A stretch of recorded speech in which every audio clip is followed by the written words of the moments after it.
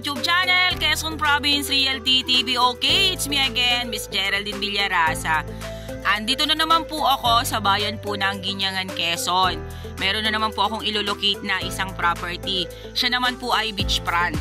Mula po doon sa Provincial Road hanggang dito po sa loob ng property, ng beach, ay nasa 2 kilometers po ang layo niya. Yun naman po ay estimate ko lang. Pero may kalsada na po talaga siyang nakapropose na papunta dito. Kasi ito pong beach na iba-vlog ko, siya po ay sinubdivide na ng seller. Then may mga building na po dito na nakatayo. Okay po, tara po at pupuntahan po natin yung 3,000 square meter na beachfront. Pwede din naman po kayong mag-cut doon ng paisa-isang libong square meter kung yun lang po yung afford ninyo na mabayaran.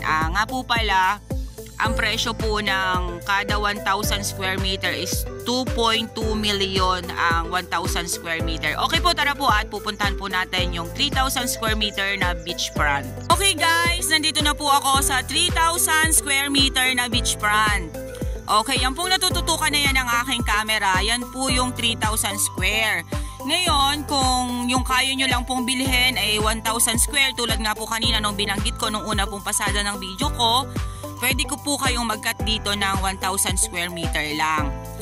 Then yan po ang area. Yan.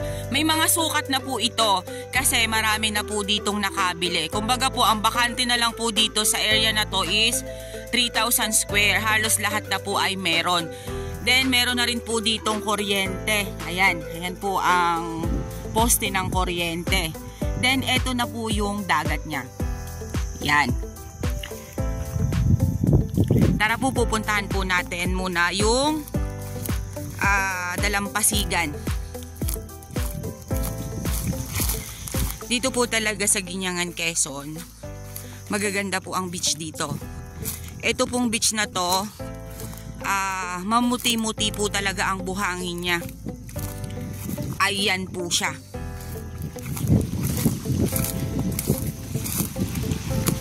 Yan. Ito pong part na to na binibenta, makikita naman po natin, ayan, napakalinis po niya. Wala po siyang mga tulad po nung ibang beachfront na may mga bakawan. Ito po ay wala. Malinis na malinis po talaga siya. Pero meron pong ibang part ng property na may bakawan. Pero ito pong 3,000 square meter, wala po talaga siyang kabaka-bakawan dito sa dagat mismo. Ayan po, makikita po ninyo ang linaw po ng tubig, oh. Ayan po siya. Then tulad din po siya nung ibang beach na mga na-vlog ko nung mga nakaraang araw, na pag sumalpok po yung tubig dito sa dalampasigan, malinaw pa rin po yung tubig niya. Kasi puti nga po yung buhangin niya. Ayan, then ang buhangin po niya ay hindi naman po ganun kapino.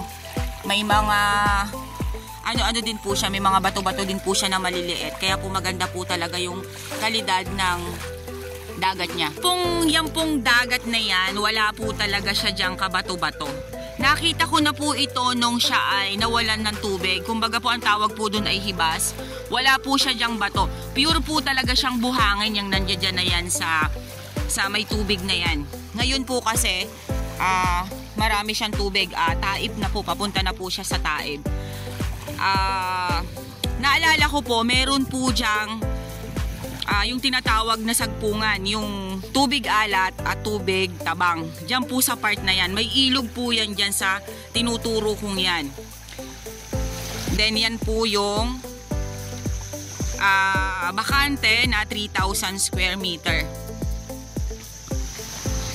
Ayan, makikita naman po natin, may mga building na po talagang nakatayo dito. Kasi talaga pong ito ay dinidevelop na po nung ibang mga nakabili. Ito na nga lang pong 3,000 square na to ang natitira. Wala na po kayong poproblemahin dun about sa right of way. Kasi nga po talagang inayos na po ito ni seller.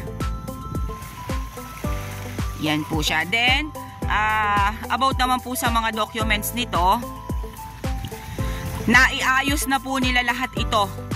Kasi nga po, isinubdivide nila. Hindi naman po kasi pwedeng isubdivide ang isang property na hindi ayos ang dokumento. Mamaya po titingnan ko po kung anong klase ng titulo nito, kung TCT or OCT. Ilalagay ko na lang po sa details ko kung ano pong klase ng kanyang titulo. Ano po, sa ngayon po kasi ang kasama ko lang po ay yung isang seller. Nasa isang seller po yun, nasa isang kapatid yung mga documents nito. Kaya hindi ko po siya matatanong kung anong about po dito sa titulo, kung ano pong meron ang property na to. Tahan po natin yung muhon.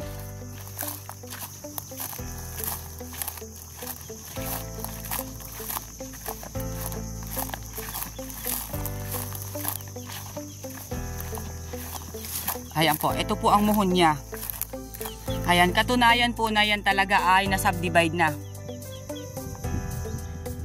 Ayan, ito pong part na to, ito po yung 3,000 square. Then, syempre po, pagtapat po ng dagat, yung dagat na yan, ay talagang pag-aari na po ninyo yan.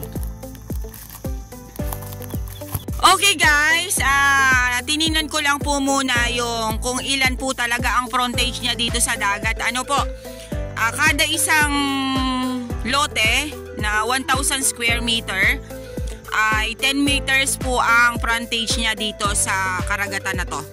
Bali, ito pong natututukan na yan ng aking camera. Yan po ay sakop na ng 1,000 square meter na sinubdivide ni seller. Ano po? Ayan, basta po yung binanggit ko po sa inyo kanina, ang bakante na lang po dito is 3,000 square meter. Then, pwede po kayong mag-cut ng pa 1,000 kung yun lang po ang kaya ng budget nyo. Basta po ang 1,000 square meter, yun po, 2.2 million pesos po ang halaga. Hindi naman na po kayo lugi doon sa ganong presyo kasi sa 2.2 million, meron na po kayong magandang beach, meron na po kayong magandang buhangin dito sa baybayin. Ayan po siya. Then, ang dagat po ay napakalinis. Wala po akong masabi. Yun nga po, may mga building na rin pong nakatayo dito kasi po talagang i-develop na po siya.